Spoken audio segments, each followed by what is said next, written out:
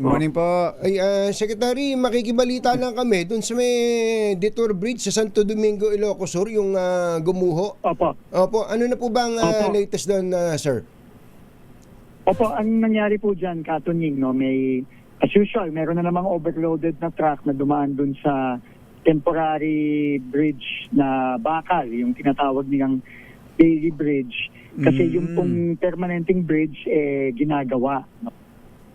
Umigay po ito dahil sa overloaded. So, ang unang-una po natin ginawa, nag-demand po tayo dun sa trucking company na ng Danyos, no? Kailangan siya ang magbayad dun sa nasirang bridge na yon. Opo. Pero ngayon po, nung isang araw pa nagawa na po nung ating regional director, si Director RJ Panaligan, yung dadaanan ng mga sasakyan, no, yung embankment na tinatawag nila. Opo. Kaya ngayon naman po, kahit na nasira yung tulay, nakakadaan pa rin po, nakakatawid pa rin po yung mga kababayan natin.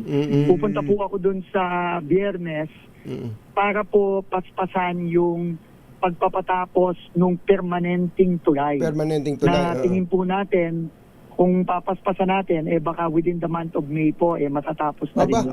Matatapos na pala. Meron ng meron ng permanenteng tulay na matapos. So, hopefully po, ngayong May and June, matapos na. So, at least konti lang po yung oras ng abala ng mga kababayan natin. No?